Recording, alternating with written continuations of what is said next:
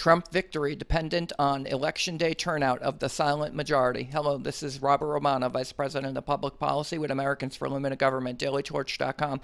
Hit that subscribe button. Today we're going to be talking about Tuesday, November 3, Election Day, and what to expect, which states to look at and to keep your eye on, and generally what to expect from the turnout models that we're looking at right now. And so far, Republicans are overperforming in early voting and absentee voting compared to 2016. And this could portend very well for President Trump's reelection should Americans show up on Election Day in pretty heavy numbers.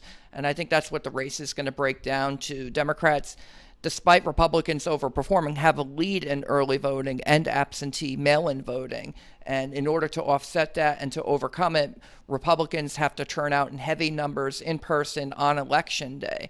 And that's what happened last time in 2016. And so if President Trump's going to repeat, he needs the American people to turn up at the polls on Election Day, and you truly will have a silent majority. The polls have shown Joe Biden leading the entire time. And so if President Trump wins, he'll be pulling off yet another historic upset, just like when he beat Hillary Clinton. And so I wanted to take you through some of the numbers that we're looking at, and to hear it from the horse's mouth himself, Bill Stepien. He is President Trump's campaign manager, and he sounds very optimistic. This was in a tweet thread today, November 2. Quote, so there's been a lot of bluster from pollsters and pundits about what we should expect tomorrow. President Trump has the momentum in this race, and the math is available to him to win on Election Day. President Trump is ahead of where he was in 2016 by a very key measure. It's the measure that actually matters. Votes cast and votes left to be cast. You've been seeing reports of Democrats being nervous, and well, they should be. Let's start in Ohio, where Joe Biden is wasting a few hours today. Weeks ago, the partisan makeup of the electorate was D plus 10. Today, it's D plus 0.6. 4 years ago, it was D plus 2.5. In North Carolina, Democrats had a plus 32 advantage in absentee ballot only voting. Today, in early voting, it's just D plus 5.8. 2016, it was plus 9.7. On down the line. In Pennsylvania, he sounds a little less optimistic. Dems have banked a ton of high propensity voters. We have millions of voters left.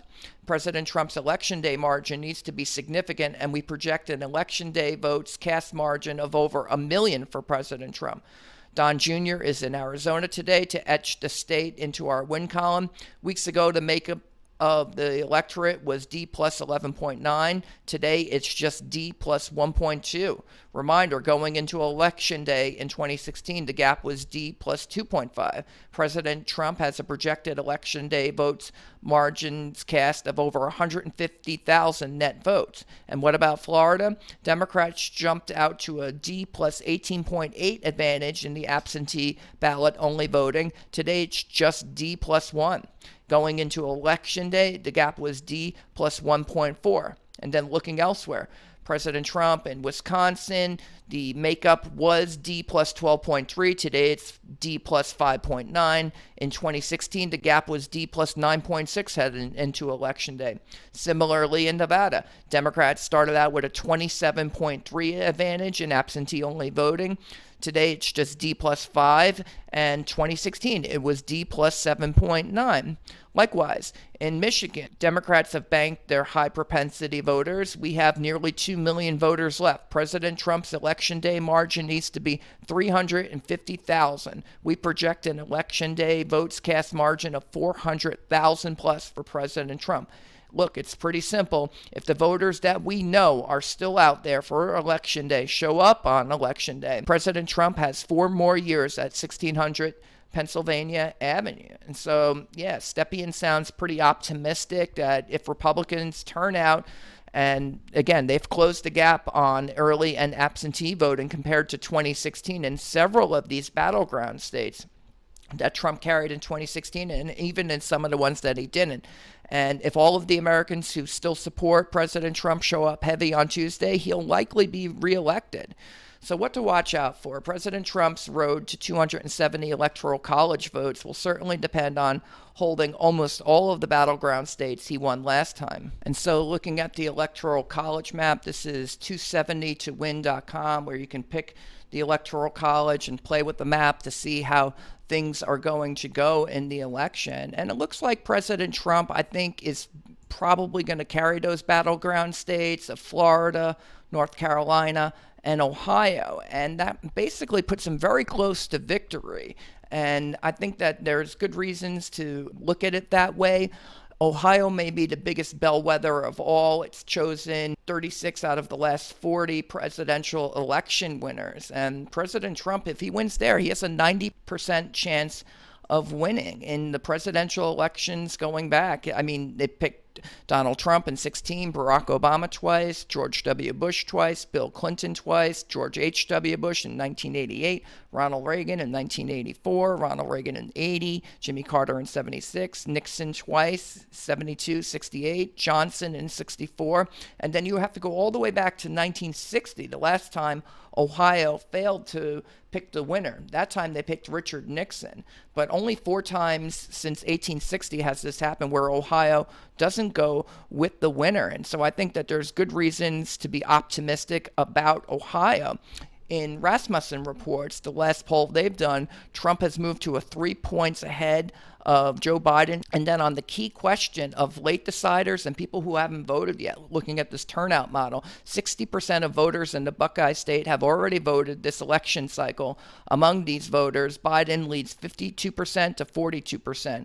Among the remaining 40% who haven't voted, Trump has a 57% to 34% advantage. And so that's pretty big. That's like a 3-2 margin in favor of Trump with everyone who's going to be showing up on Election Day. So if that's the scenario that plays out, in 2016, Trump won Ohio by 8 points, and it foreshadowed his upset victories in the blue wall states of Michigan, Wisconsin, and Pennsylvania. So Democrats, they have a pretty wide margin on early voting right now.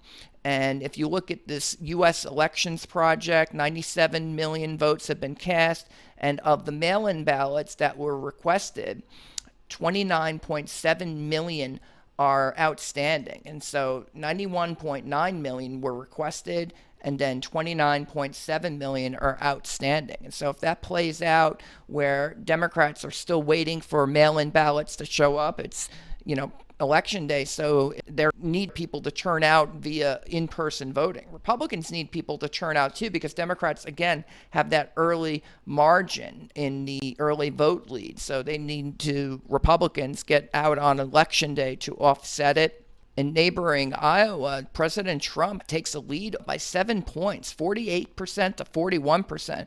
Republican President Donald Trump has taken the lead in Iowa as Democratic former Vice President Joe Biden has faded. A new Des Moines Register Mediacom Iowa poll shows just days before the election. President now leads 7 percentage points over Biden, 48 to 41. 3% say they'll vote for someone else, 2% aren't sure, and 5% don't want to say whom they'll vote for.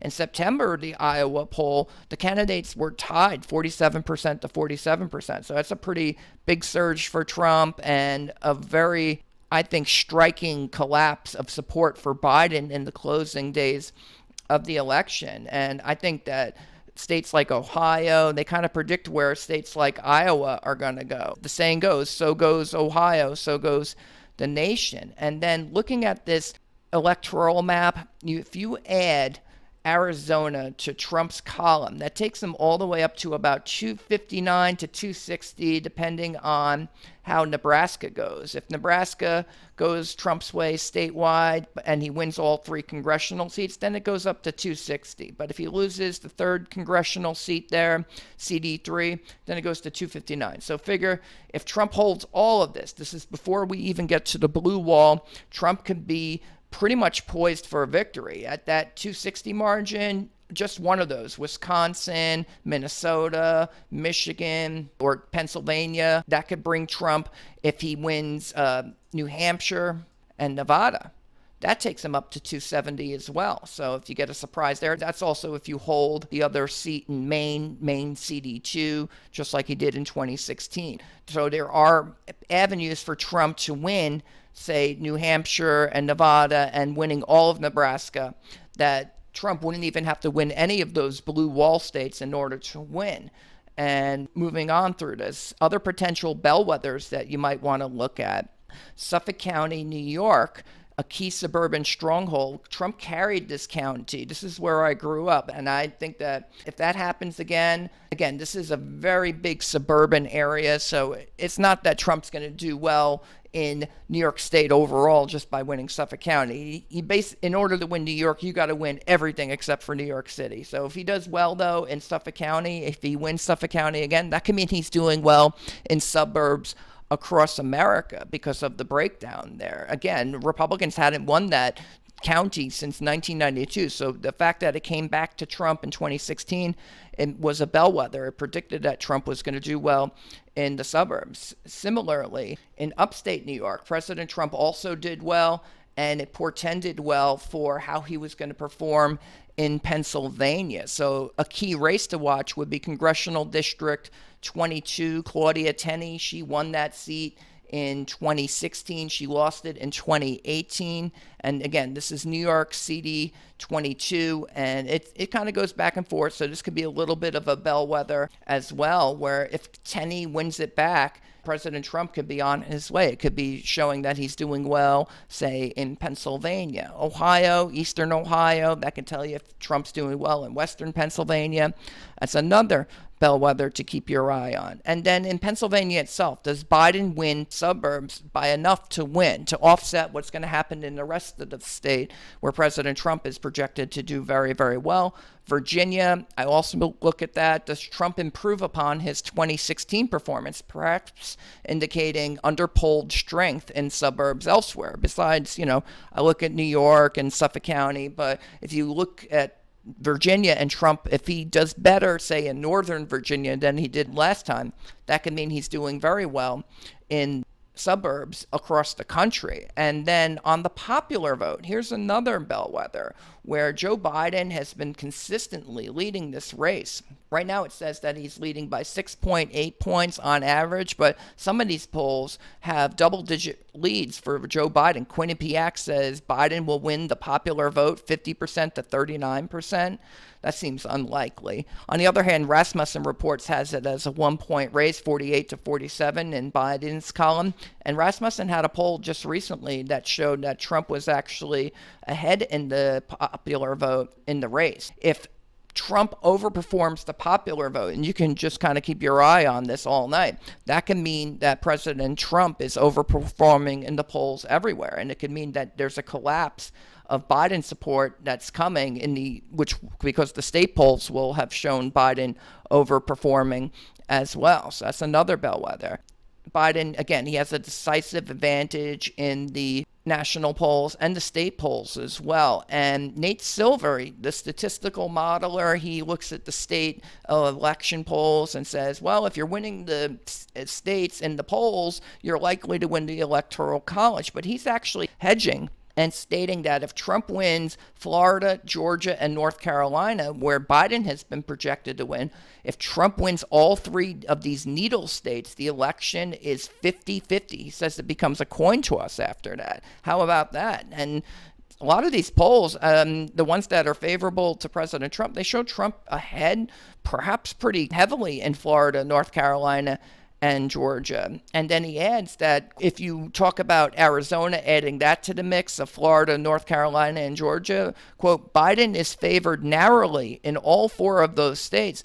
If he just wins one of them, that suggests he's underperforming his polls, and the Midwest and maybe New Hampshire isn't safe at all. And so if Biden is not winning Florida, North Carolina, and Georgia, and or Arizona, that can mean that his leads in other polls aren't that good, and showing that he was going to do better in the polls than he actually did. Meaning, we'll know pretty quickly if Biden is underperforming in the polls. Keep your eye on Florida. Silver's own model failed catastrophically in this regard in 2016. It picks the winner based on the leads in the state polls in the Electoral College. And so he has to be mindful that perhaps the same thing happens again. There's a hidden Trump voter. It doesn't show up in the polls, but then they show up on election day.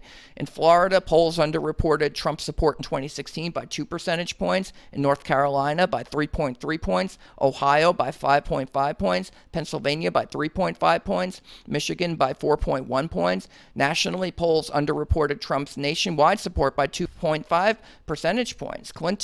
Hillary Clinton, she won the popular vote 48% to 46%. So again, if these national polls, they come in kind of like that, 48, 46 for Biden, that could mean Trump's doing very, very good, and that Biden definitely didn't do as well as the polls were going to say nationally, and so that's going to translate to state races as well. And here, Silver is saying that if Biden's leads in Florida, North Carolina, and Georgia were merely on paper, that Trump once again overperforms the polls here. The likelihood is he overperforms in other places too because of the hidden Trump voter problem. And Robert Cahaly, he was talking about this in 2016. He's the only pollster who called the race for President Trump in Michigan. He stated that, quote, social desirability bias is, quote, worse than it was 4 years ago. So this could be, a razor's edge, or it could be actually quite good day for President Donald Trump. And I know that supporters of President Trump, they want to see him do very, very well. And on July 26th, he says if the silent majority shows up, that he's going to win on election day. Quote, the Trump campaign has more enthusiasm, according to many, than any campaign in the history of our great country, even more than 2016. Biden has none. The silent majority will speak on November 3rd. Fake suppression polls and fake news will not save the radical left. And I say, President Trump is really banking on this hidden Trump voter showing up once again. And just to look at Trafalgar, that's Robert Cahaly, he shows President Trump is winning this race 49.6 to 46.9 in the state of Florida, 47.8 to 45.9 in the state of Pennsylvania. In Ohio, 49.2 to 44.4. In Michigan, 48.3 to 45.8. In North Carolina, 48.6 to 46.5. And Arizona, 48.9 to 46.4. And suffice to say, and I'll leave you with the close here, if all of that breaks Trump's way, he will be easily reelected. But the question will be election day turnout. If turnout is light, Biden will likely win with the early voting edge that he racked up with the mail-in votes and the absentee votes, despite Republicans overperforming in that category on early and absentee ballots. On the other hand, if Republicans show up heavily at the polls, the odds increase that President Trump will have pulled off yet another historic upset and will be serving 4 more years. Stay tuned. That's the commentary. This is Robert Romano, Vice President of Public Policy with Americans for Limited Government, dailytorch.com. Hit that subscribe button, ring the bell for notifications, and have a good day.